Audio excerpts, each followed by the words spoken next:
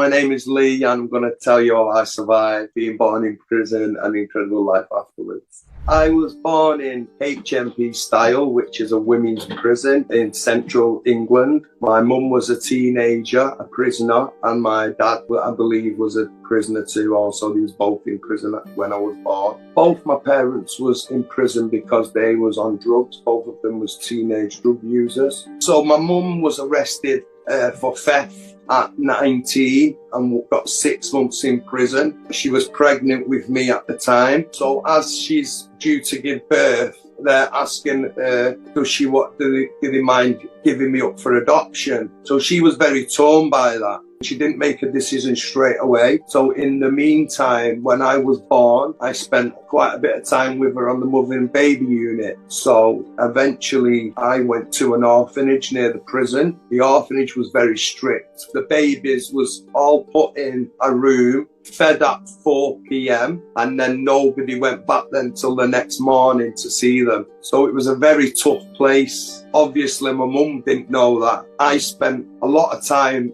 in there. My mum still didn't make the decision, so it rolled into the next year. I was still in the orphanage. The orphanage are trying to find me a space, but they can't until she signs the paperwork. She finally signs the paperwork, and I am given to a Jamaican man and a Welsh woman. They had a daughter who was 5 years older, but I was born in distress. I never knew what that meant. So as I was growing up, I used to bang my head, wrap my arms around the pillow and bang my head off the pillow. And I did that growing up, but I was also wee in the bed, and I was soiling myself as well. I was very distressed as a baby. My Jamaican dad was very, very strict, and he didn't know how to handle it. So he only knew using his hand or a cane. So he was doing that to try and stop me doing it. But it was just making me worse. And I mean, even once I can remember him rubbing my face in the wee to try and get me to stop. And that was very distressing. I'm talking about when I was 4 and 5 years old. I mean, my very first memory of my mum saying to me, "Son, I never burnt you." I never knew what she meant. She said, "Son, I never burnt you."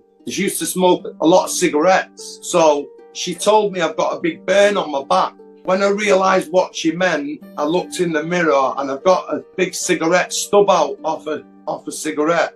So I was very, very troubled as a child. My adoptive dad, he didn't see that I was a trouble baby. He didn't understand it. So that was very hard. I got to 8 years of age. I was running away from home, but I thought I was running dead far, but I was running to these big hills about 2 miles away, and I pushed this door over in an empty house, and in the room there's loads of empty bags and glue tins. The bags was on the floor. I smell it and I get this like wave. So I put the empty bag into the glue pot and I turn it round and I start glue sniffing, and it sends me like to this really strange place. What at the time to me it's wrong, but it felt nice. So like it really was an escape for me from what I was going on at home and stuff.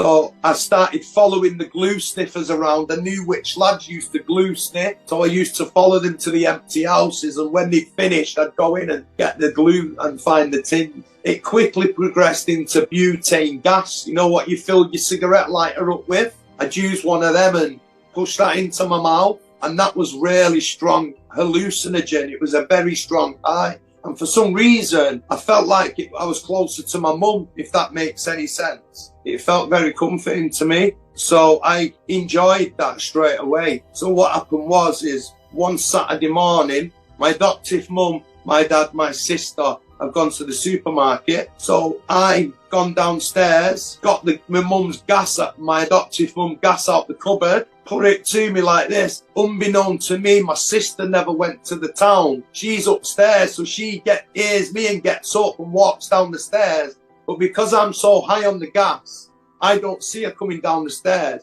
And I just feel this whack straight across my face. The gas went flying. And my sister went, "What you doing?" Across my face, the gas went flying. And my sister went, "What you doing? I'm gonna tell." But I couldn't hear her at first. I thought I was hallucinating. And then I realised my sister's there.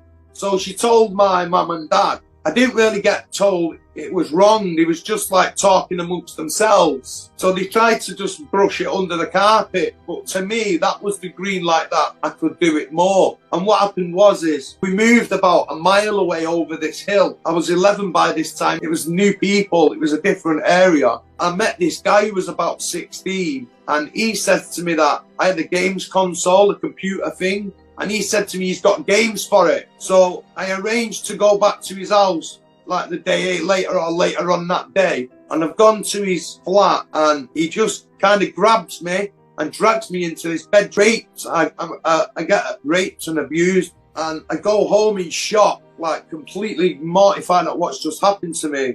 And the next day I go to school and I'm in school and in my mind, I think everybody knows. So I go home, his van is outside my mum and dad's house. So he's gone to my mum and dad's house and started talking to them and said to them, oh, thanks for him coming round to the, with the, and I'm in shock and my mum and dad are like talking to him and his flat overlooks my house. He used to stand on his balcony and watch me playing in the garden and he'd come down and say, oh, I'm just going to help you take him out for some deliveries, and then he'd like abuse me and stuff. And that was going on for quite a while. I didn't tell any of my parents because I was going through a bad time with my dad after me weeing the bed and stuff. I didn't stop weeing the bed till I was 11. I kept it to myself, the classroom and stuff like that. But I'd never had an adult who was close to me, if that makes any sense. I'd never met an adult who I could open up to and trust or speak to. This was happening to me for a bit, and I was going in the city centre doing taxing, which is street robberies. By the time I was 14, I was convicted for robbery. I was going to probation and stuff after school, but I never felt like I was learning anything in school, and the probation officer, I was just playing pool with him. When I was 15, I get expelled from the school. They don't want me in anymore. My adoptive mum, my dad and my sister wasn't really watching me at all. Without any qualifications or anything like that, I was done. I was selling drugs for a girl who moved onto my estate, but there was a club on our housing estate, what was called the Thunderdome, and it was a dance club, and everyone from all over the north used to go to this club. So we quickly started going into their set, taking a lot of it as well. And I was using it for an escape from all my problems, all these. I was still thinking about my mum a lot, and I was thinking about the burn on my back and what I went through with my dad and stuff like that. It kept reoccurring to my mind, and I was using drugs to try to deal with that. But that's the wrong thing to do, because it doesn't deal with it. You're just putting it away for a little bit. So what happened was I got to 17 and I'm in and out of the nightclub, and I see this girl dancing on the dance floor, theft and stealing and stuff. And at the weekends I was selling drugs, and I got arrested. I went home one night and the police had followed me from a nightclub. So I get charged with possession with intent to supply, and I'm on bail for that. So at 20 years of age, I'm in prison. It was a very tough place. There was a lot of people in there who turned into be like major serial gang members and really dangerous people. I got 27 months in prison and I'd done half of that. I quickly got released out of there, vowing never to touch crack cocaine again. The minute I got out of the gate, all my positive thoughts and all this build-up I built, it left. It stayed in the prison. I forgot all about it. I just thought, I'm not doing that. I'm going straight to go by. I never had anyone telling me not to do it. The last straw for me was I kind of looked at myself and thought, I'm going to die. I cannot do this to myself anymore. I needed that space to just stop it. My partner, she never touched it. She was very supportive. And I'd go out for days. I'd never take it in front of her. I wouldn't smoke crack round her. I'd go missing for a couple of days smoking crack. I'd come back and just made me go, right, I just can't do this anymore. I went to prison, got a small sentence, got out and never ever touched crack after that again. I just literally got that energy to just say, right, enough is enough. And I'd been taking crack for 20 years.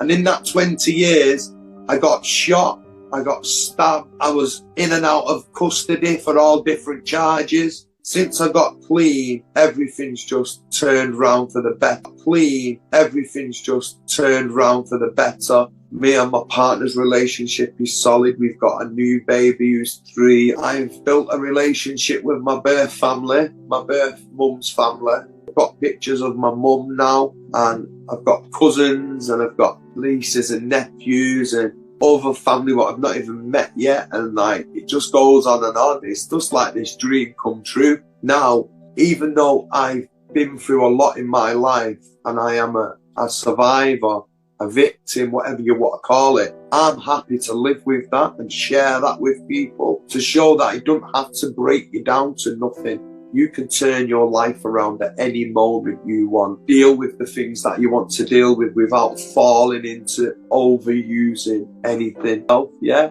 I'm the happiest I've ever been in my life. I've got a baby boy who's got autism, but he's just the most beautifulest little baby boy. I just want to inspire people now to just know that they can do this themselves.